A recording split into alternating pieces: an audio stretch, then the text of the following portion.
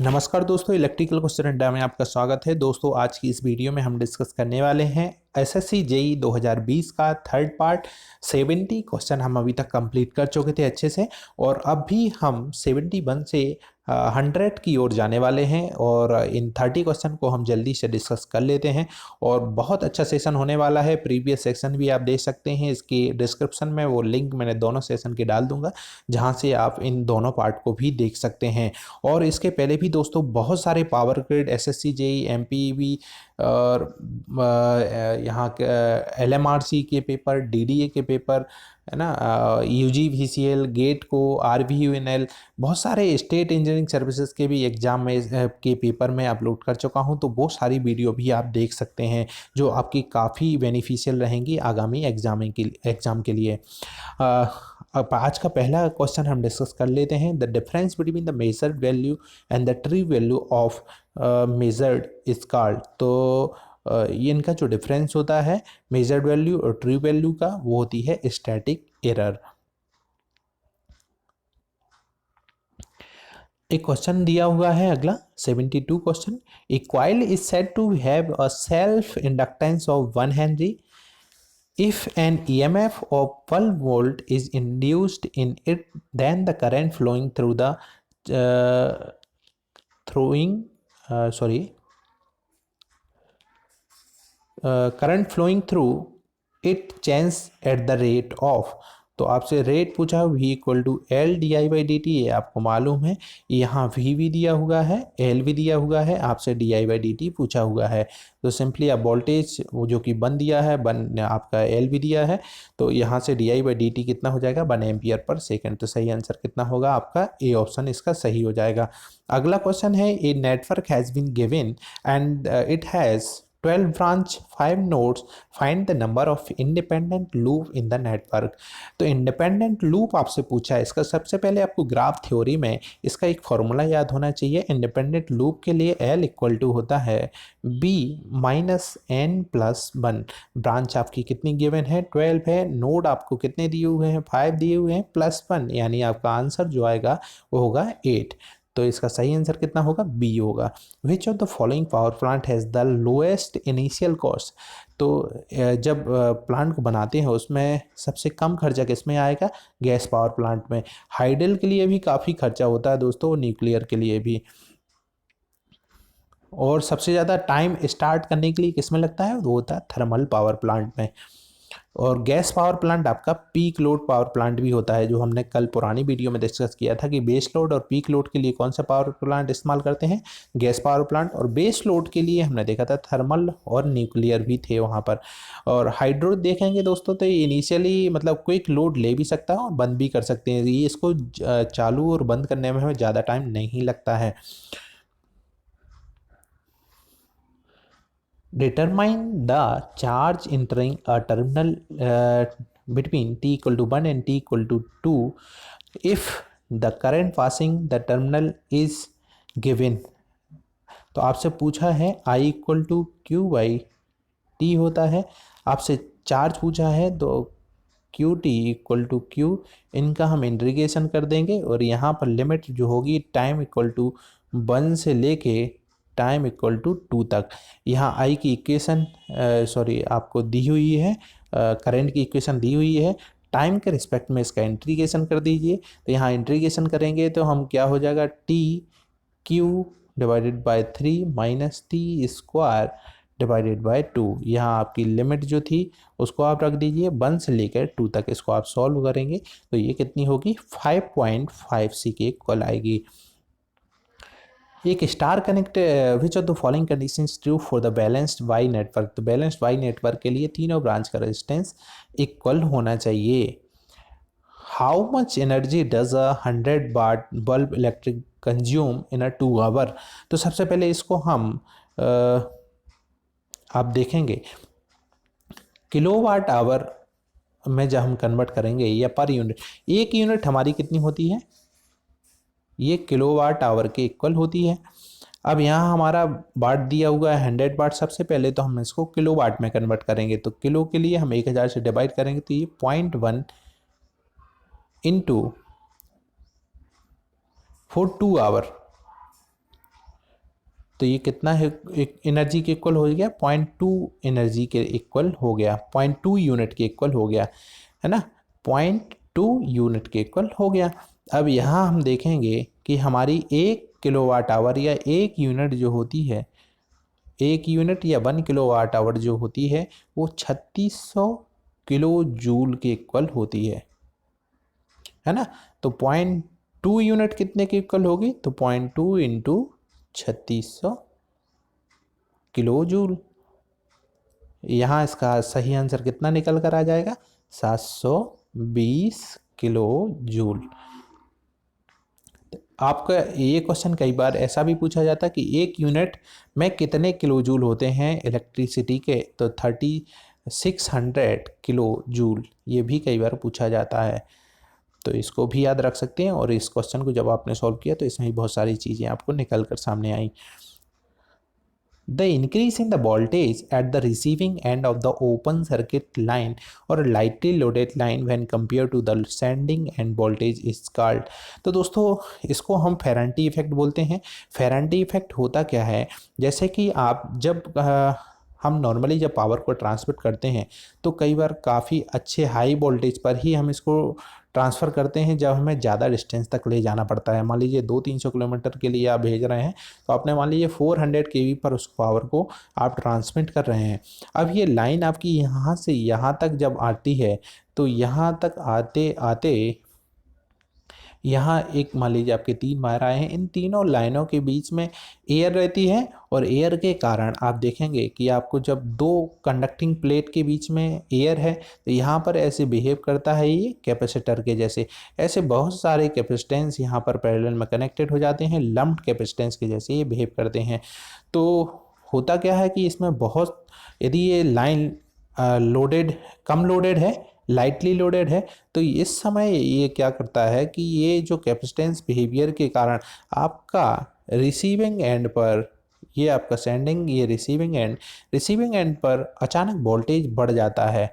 Voltage बढ़ जाने के कारण आप देखेंगे कि आप हाई, जब बड़े सब स्टेशनों में आप विजिट करेंगे तो वहाँ देखेंगे हम रिएक्टर का इस्तेमाल करते हैं। रिएक्टर क्या करता है, एक तरीके से ये इंडक्टिव कॉइल ही होती है, जो कि हमारी जो कैपेसिटर के कारण आपका वोल्टेज बढ़ा है। ये क्यों बढ़ा है, क्योंकि हमारा लीडिंग पावर फैक्टर पे ये वर्क करने लगता है, कैपेसिटेंस के कारण बहुत सारी इसमें लीडिंग पावर रहती है।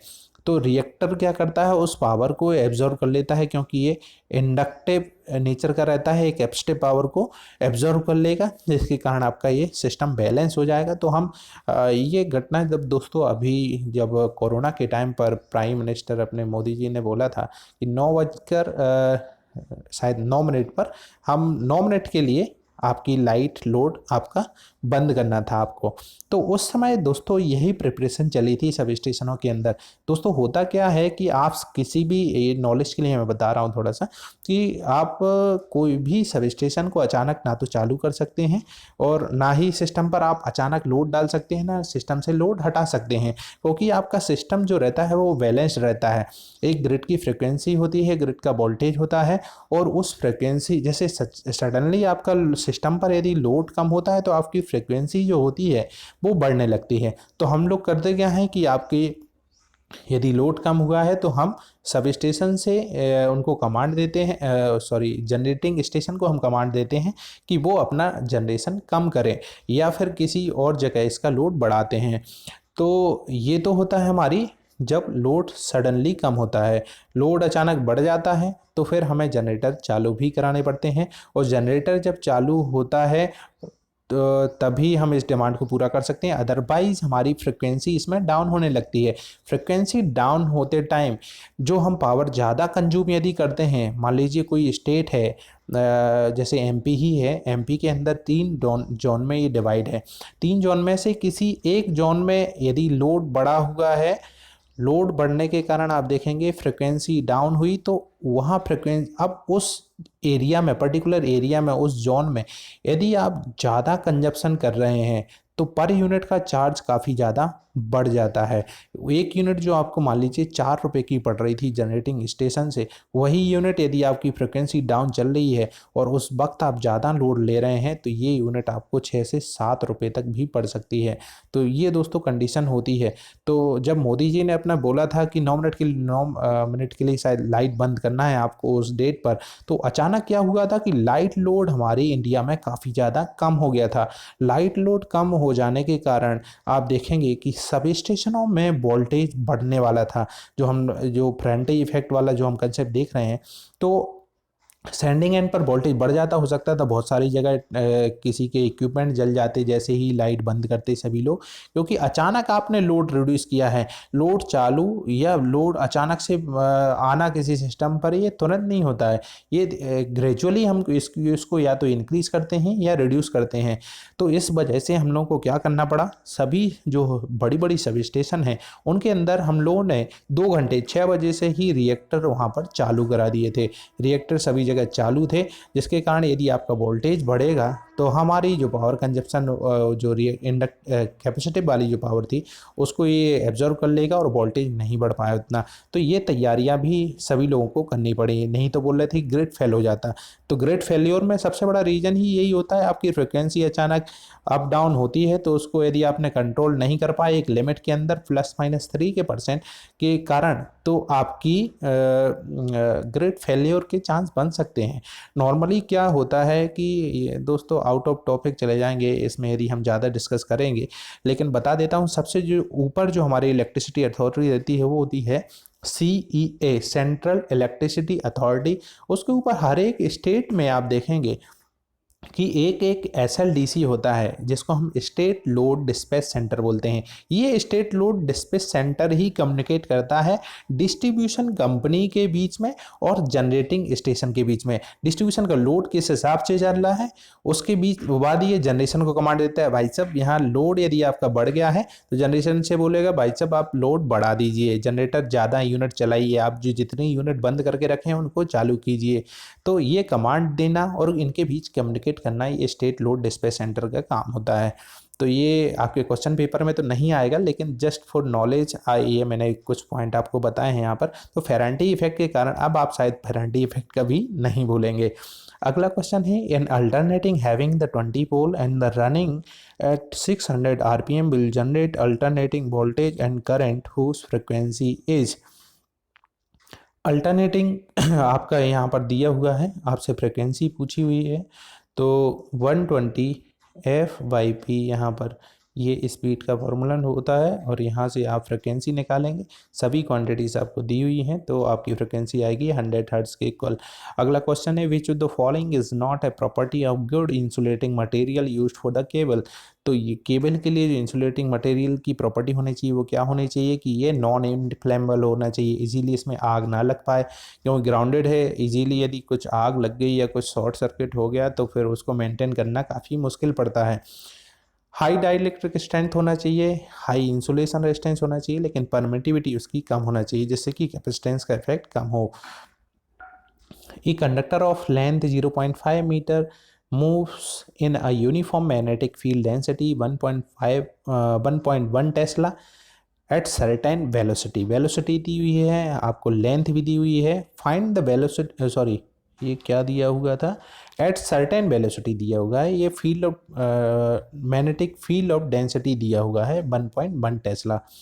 वेलोसिटी हमसे निकालने के लिए बोला है और क्वेश्चन में क्या दिया हुआ है कि induced voltage in the conductor is 16.5 volt, direction of motion is perpendicular to the field.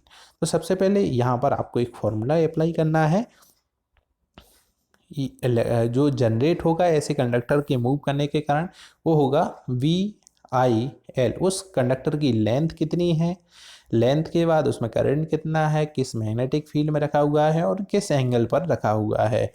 तो यहाँ पर आप देखेंगे परपेंडिकुलर है, थीटा 90 दिया हुआ है, तो ये तो हो जाएगा आपका 1।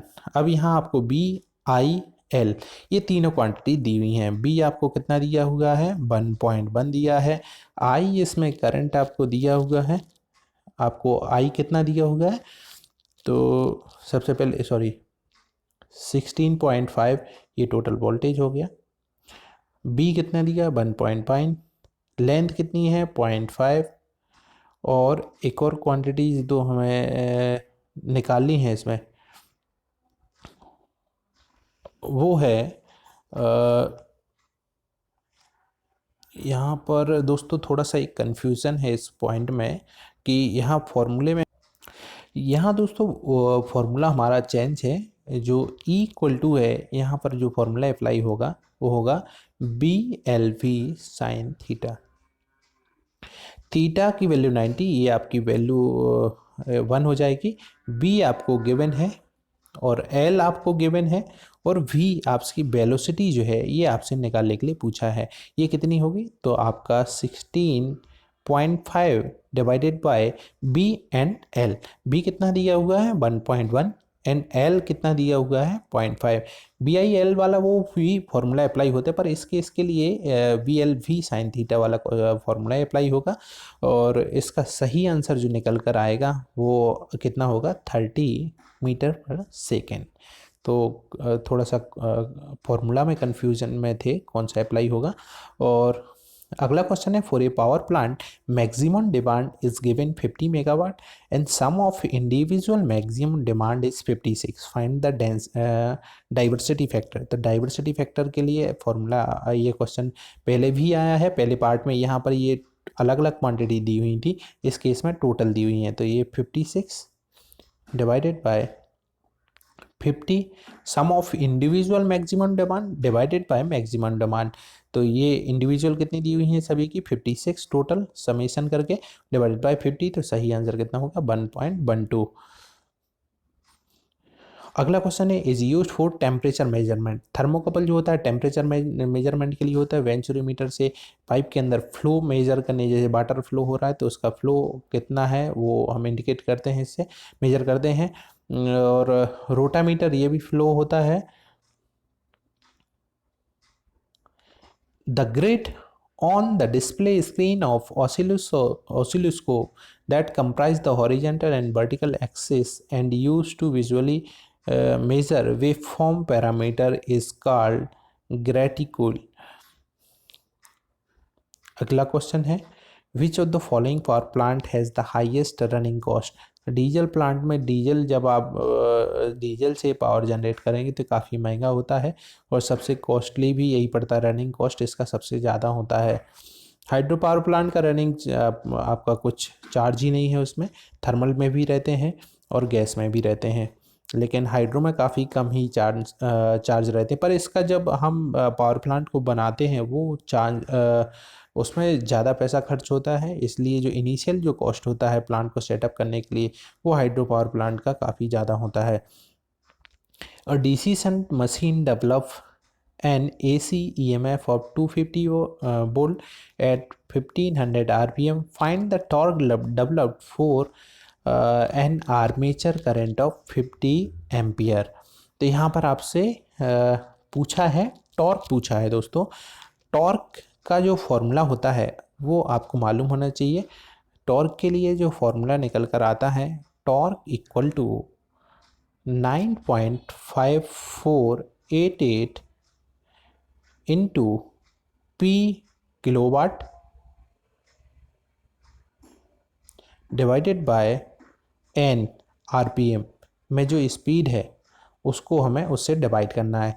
तो अब इसके फॉर्मूले में आपको सभी दी हुई है, पी आपको यहाँ पर निकालना है। पी कैसे निकालोगे, ई दिया हुआ है उस एंड पर और आर्मेचर करंट दिया हुआ है। तो आप इसमें डीसी मशीन के केस में जो मैकेनिकल पावर डेवलप्ड होगी वो किसके इक्वल होती है, तो वो आपकी होती है ई यानी बैक ईएमएफ इंटू आई ए आर्मेचर करंट। तो ये दोनों क्वांटिटी दी हुई है। ई कितना दिया हुआ है आपको 250 दिया हुआ है, आई ए कितना दिया हुआ है आपको 50 दिया हुआ है। तो यहाँ आप देखेंगे कि आपका ये टोटल इसकी पावर आ गई। इसमें आपको किससे मल्टीप्लाई करना है 9.54, जो हमने फॉर्मूला अभी बताया था 9.54 है ना। तो इसको और इसके डिवाइड किससे करना है, स्पीड से। स्पीड आपकी आरपीएम में कितनी दी हुई है वो है 1500। तो इसको आप जब सॉल्व करेंगे तो आपको जो आंसर होगा वो 79.6 दिखाई पड़ जाएगा। सिंपली आपको फॉर्मूला लगाना था, torque equal to 9.5488 into P divided by N. N यहाँ पर आरपीएम में है, ना कि आरपीएस में। ये ध्यान देने की आवश्यकता थी। अगला क्वेश्चन है, uniform 2 wire DC distributor that is 2 metre long is loaded with 2 ampere per metre, resistance of single wire is 0.3 ohm per kilometre, calculate the maximum voltage drop if the distributor is feed from one end. यहाँ इस question में आप देखेंगे कि 2 wire distribution system का इसमें इस्तेमाल किया हुआ है। ये आपके लोड लगे हुए हैं अलग अलग डिस्टेंस पर, है ना। अब आपसे पूछा है कि हमने वन एंड से इसमें सप्लाई दी है, तो इसमें मैक्सिमम वोल्टेज ड्रॉप कितना होगा। अब इसमें गिवन क्वांटिटीज़ क्या क्या दी हुई हैं, सबसे पहले इनको समझने की आवश्यकता है। आप देखेंगे कि इस पूरी लेंथ में आपको इसकी लेंथ कितनी है, 200 मीटर लंबाई कोई इनका DC2 वायर का सिस्टम है, जिसमें ही इसकी लंबाई कितनी है, 200 मीटर लंबा है। और पर मीटर के बाद इसमें 2 एम्पियर का लोड है, यानी 2 एम्पियर यहाँ से, फिर पर मीटर के बाद 2 एम्पियर यहाँ से, ऐसे ऐसे करके ये 200 मीटर तक इसमें लोड, ऐसी एक एक मीटर पर 2-2 एम्पियर का लोड इसमें लिया गया है ना।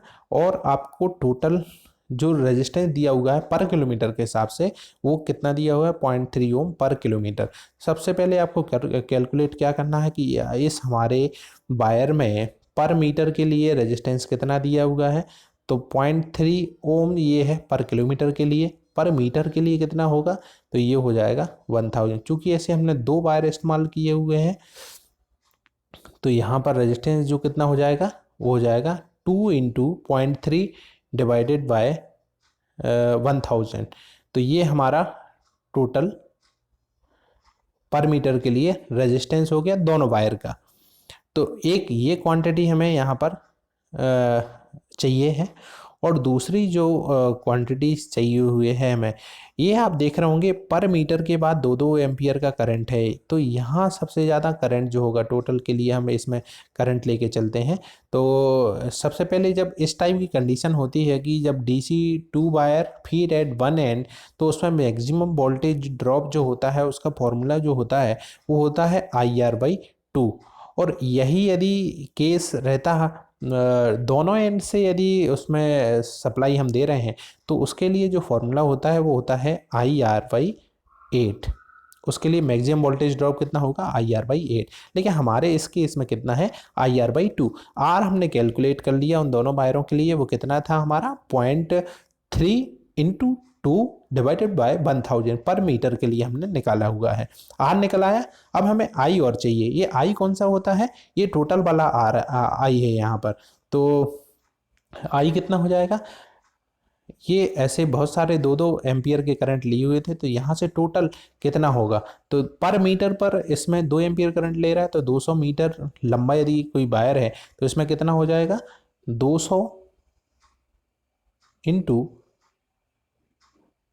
2, तो ये आपका कितना हो जाएगा, 400 के इक्वल हो जाएगा।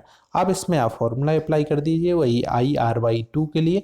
आर आपने जो निकाला था 0.3 into 2 divided by 1000 into R, I कितना है, 400 डिवाइडेड बाय 2। तो ये आपका इससे आंसर जो निकल कर आएगा वो होगा 24 वोल्ट।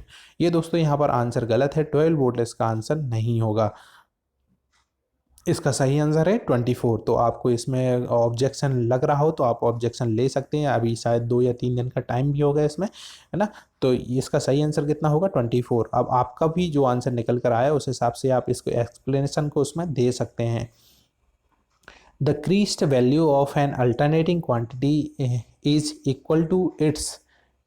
तो ये क्रीस्ट वैल्यू, या जैसे हम कई बार बोलते हैं ना, क्रीस्ट फैक्टर या पीक फैक्टर, दोनों एक ही होते हैं। ऐसी क्रीस्ट वैल्यू या पीक वैल्यू सेम ही होती हैं। अगला है, in a single phase repulsion motor torque is developed on the rotor when the brush axis at an acute angle with the stator field axis. इसका सही आंसर है D है। अगला है, which the following not an insulator. तो ये आपके option में से आप देख रहे होंगे कॉपर ही इसमें कंडक्टर है, बाकी सब इंसुलेटर हैं। अगला है for a three phase machine the three winding are displaced from each other by electrical space along the air gap periphery. तो थ्री फेस मशीन जो होती है वो उसमें बाइंडिंग जो होती है हम उनको कितनी डिग्री पर रखते हैं जिससे कि रोटेटिंग मैग्नेटिक फील्ड जनरेट हो सके, तो वो होती है 120 डिग्री। दोस्तों कई बार आपने क्वेश्चन सोचा होगा कि थ्री फेस मशीन में हम तीनों बाइंडिंग को 120 डिग्री पर रखते हैं तो वहाँ पर आपकी रोटेटिंग मैग्नेटिक फील्ड जनरेट हो जाती है जो कि रोटेट करती रहती है। यही rotating magnetic field induction machine में रोटर को कट करती है और आपकी मोटर रोटेट होने लगती है। बात सही है इसमें, लेकिन आप सोचते होंगे ट्रांसफार्मर में ये रोटेटिंग मैग्नेटिक फील्ड क्यों नहीं होती, वहाँ पर भी दो बाइंडिंग है। लेकिन दोस्तों यहाँ सबसे बड़ा जो पॉइंट होता है कि हमने उन बाइंडिंगों को स्पेस में किस एंगल पर रखा हुआ है। यदि 180 पर रखा हुआ है तो कोई रोटेटिंग मैग्नेटिक फील्ड जनरेट नहीं होगी, लेकिन हमने यदि उनको इस तरीके से स्पेस में अरेंज किया है कि उनके बीच का एंगल 120 डिग्री है तो यहाँ पर एक रोटेटिंग मैग्नेटिक फील्ड जनरेट हो जाएगी जो कि इंडक्शन मोटर के केस में होता है। तो हम कितना एंगल रहता है, ये 120 डिग्री रहता है। Which motor has to start with high acceleration?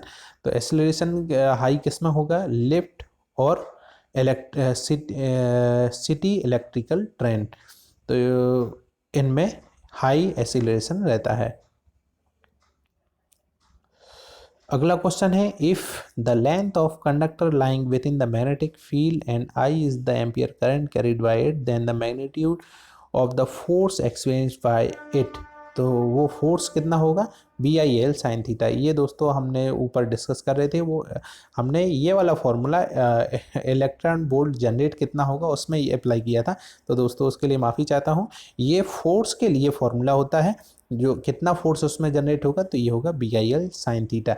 जबकि कितना वोल्टेज जनरेट होगा तो उसके लिए कितना हो था फॉर्मूला हमारा VLV साइन थीटा, है ना। तो ये दोनों फॉर्मूले चलिए आपके इस वीडियो में आपके कंफर्म हो गए और आप अब इनको कभी नहीं बोलेंगे, शायद एग्जामों में काफ़ी इंपॉर्टेंट रहते हैं ये। For a single face motor of 2 horse power rating supply voltage है 240 AC if the efficiency is 70% and power factor is 0.8, find the input current।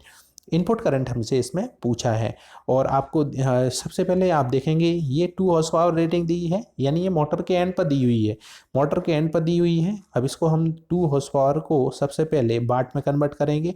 वाट में कन्वर्ट करने के लिए 1 हॉर्स पावर में कितना होता है 746 वाट, 2 में कितना हो जाएगा 2 × 746 वाट। इतनी वाट यहाँ पावर इसके आउटपुट में है। इफ़िशियंसी कितनी दी हुई है, इफ़िशियंसी कितनी है 70%, यानी ये 70% के बाद में ये क्वांटिटीज आपकी यहाँ पर आई हुई है ना। तो आप इसको निकाल सकते हैं कि, या दोस्तों इसको हॉर्स पावर में ही रहने दें, अभी 2 हॉर्स पावर में ही रहने देते हैं हम इसको, है ना। तो 2 हॉर्स पावर है 70% के इक्वल, क्योंकि आउटपुट में इफिशियंसी के इक्वल ही आएगा। 70% इफिशियंसी थी, यानी आउटपुट में 2 हॉर्स पावर मिला है तो इनपुट में इससे ज़्यादा ही दिया होगा हमने। अब इनपुट में कितना दिया होगा ये कैलकुलेट करने के लिए हमें निकालना पड़ेगा 2 हॉर्स पावर डिवाइडेड बाय 0.7, क्योंकि इफिशियंसी 70% है तो ये निकल कर आएगा आपका 2.85 के इक्वल। थोड़ा कैलकुलेशन आप देख लीजिए यहाँ पर, 2 डिवाइडेड बाय 0.7 तो ये इक्वल होगा 2.85 के इक्वल। 2.85 हमने इनपुट दिया होगा जिससे कि 70% इफिशियंसी पर हमें आउटपुट कितना मिला 2 हॉर्स पावर का मिला, यानी इनपुट पता चल गया आपको वो कितना है 2.82 या 85 के इक्वल आता है। ये आप कैलकुलेशन कर लीजिए इसमें इनटू, ये तो था हमारा हॉर्स पावर में, इसको हम वाट में करेंगे तो 746, तो यहाँ से आपका निकल कर आ जाएगा जितनी भी क्वांटिटीज आएगी ये हो जाएगा आपका इनपुट। इनपुट आपका पता चल गया आपको, ये आपका आ गया इसके मल्टीप्लिकेशन के इक्वल में। अब आपको दिया हुआ है P equal to V I cos pi, ये फॉर्मूला होता है। बस केवल यहीं तक क्वेश्चन में ट्विस्ट था, उसके बाद कुछ भी इसमें नहीं है। तो जो आपने इसको सॉल्व करने के बाद जो आपकी क्वांटिटीज आएंगी उसको पी के इक्वल रखेंगे। वोल्टेज आपको कितना दिया हुआ है 240, करंट आपको दी हुई है क्या, इसमें आपसे पूछी हुई है, सॉरी, करंट निकालना है। पावर फैक्टर आपको दिया हुआ है कितना 0.8, तो यहाँ से आपकी करंट निकल कर आएगी, वो होगी 10.95। सिंपल, केबल इफिशियंसी में ही ट्विस्ट है। ऐसे दो क्वेश्चन हमने देख लिए, एक ऊपर भी था, वो भी क्वेश्चन इसी टाइप से ही था। अब अगला है, यहाँ हमसे पूछा है calculate the power supplied by the source. इस सोर्स के द्वारा, इस करंट के सोर्स के द्वारा कितनी पावर हमने इस सर्किट में सप्लाई की हुई है, वो हमसे निकालना है। सबसे पहले आप इसको सॉल्व कर लीजिए। 6 + 12 यानी 18, 18 मल्टीप्लाइड बाई ये वाला रेजिस्टेंस 9 डिवाइडेड बाय 18 + 9, तो ये हो जाएगा 18 × 9 डिवाइडेड बाय 27। इसको हम डिवाइड करेंगे और ये आ जाएगा 6 किलो ओम के इक्वल। तो टोटल रेजिस्टेंस कितना हो गया इसके 6 किलो ओम। अब यहाँ पर आप करंट तो आपको दी हुई है और पावर कंजप्शन पूछा हुआ है ना। तो I²R से आप पावर निकाल सकते हैं। I²R 30 मिली एम्पियर, यहाँ मिली एम्पियर मत भूल जाना आप लोग, मिली एम्पियर का स्क्वायर डिवाइडेड बाय R कितना था आपका 6 किलो ओम। तो ये आप इसको सॉल्व करेंगे तो ये कितना हो जाएगा 54 वाट। यहाँ ये मिली को मत छोड़ देना आप लोग, तो इससे ये आपका जो 6 किलो ओम है वो यहाँ पर कैंसिल होगा, तो आप इसको सॉल्व कर पाएंगे, आंसर आएगा 5.4 वाट। When the reading of a pH meter changes from 5 to 7, the hydrogen ion concentration of the solution. दोस्तों इस क्वेश्चन को ये केमिस्ट्री से रिलेटेड है शायद, इसको इसका सही आंसर है डिक्रीज 100 टाइम, पर कैसे है ये मुझे मालूम नहीं है यहाँ पर। यदि आप किसी को मालूम हो तो कमेंट बॉक्स में इसका आप सॉल्यूशन दे सकते हैं। Find the value of G equivalent in the following circuit. G होता है दोस्तों कंडक्टेंस, और एक कंडक्टेंस जो होता है ये रेजिस्टेंस के जस्ट अपोजिट होता है ना। तो जैसे कि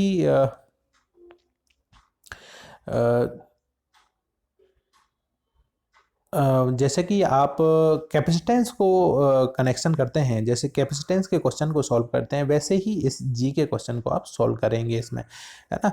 क्योंकि रेजिस्टेंस के जस्ट अपोजिट रहता है, इसका नेचर अपोजिट रहता है, तो ये कैपेसिटेंस के जैसे बिहेव करेगा एक तरीके से जब क्वेश्चन सॉल्व करेंगे। तो यहाँ ये दोनों सीरीज में है, लेकिन ये कैपेसिटेंस के जैसे रहेगा, तो यानी जस्ट अपोजिट होगा। सीरीज में आप रेजिस्टेंस को जोड़ते हैं, लेकिन यहाँ ये पैरेलल कॉम्बिनेशन के जैसे बिहेव करेगा। तो 5 × 20 divided by 20 + 5, R1 R2 divided by R1 R2, इस फॉर्म में हम इसको सॉल्व कर रहे हैं। तो ये निकल कर कितना आएगा, ये आएगा 4।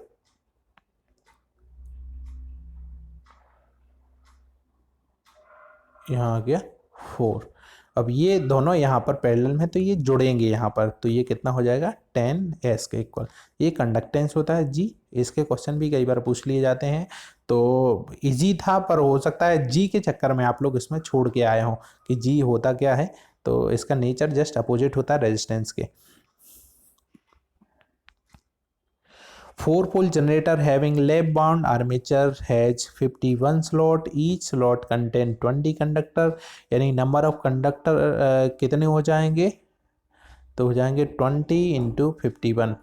What will be the voltage generated in the machine when driven at 1500 RPM, और यहाँ पर फ्लक्स दिया हुआ है। तो यहाँ पर सिंपली आपको फॉर्मूला अप्लाई करना है, इक्वल टू होता है phi-z NP divided by 60A। यदि वेव बाइंड होगा तो यहाँ नंबर ऑफ पैरेलल पाथ ए होंगे, यदि पी लेप बाइंड है जो कि हमारी, तो ए इक्वल टू पी हो जाएगा, तो ये कैंसिल हो जाएंगे आपस में। तो 5ZN डिवाइडेड बाय 60, यहाँ पर सभी क्वांटिटीज आपको दी हुई हैं, आप इसका आंसर निकाल सकते हैं। अगला क्वेश्चन है the find the R equivalent for the following circuit.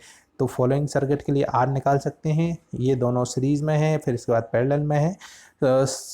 6 into 2 divided by 8 और +2 हो जाएगा। इसको सॉल्व करेंगे तो 7.6 के इक्वल आपका आंसर आ जाएगा। ये इजी क्वेश्चन थे दोस्तों, इसलिए इसको मैं नहीं सॉल्व कर रहा हूँ। और इसके बाद टरबाइन की इफ़िशियंसी पूछा है स्टीम थर्मल पावर प्लांट में। तो स्टीम थर्मल पावर प्लांट में आपकी इफ़िशियंसी जो होती है वो बहुत ही कम होती है, ये होगी 25 से 35%। तो दोस्तों आज के सेशन आपको कैसा लगा आप कमेंट में बता सकते हैं। लाइक कीजिए, अपने दोस्तों में ज़रूर शेयर कीजिए। ये थे हमारे एसएससी के पूरे 100 क्वेश्चन हमने कंप्लीट कर लिए। यदि आप इसका नेक्स्ट पेपर भी हमसे डिस्कस कराना चाहते हैं तो आप कमेंट में ज़रूर बताइए, और आप इसको दोस्तों में अपने सर्कल में ज़रूर शेयर कीजिए। Thank you.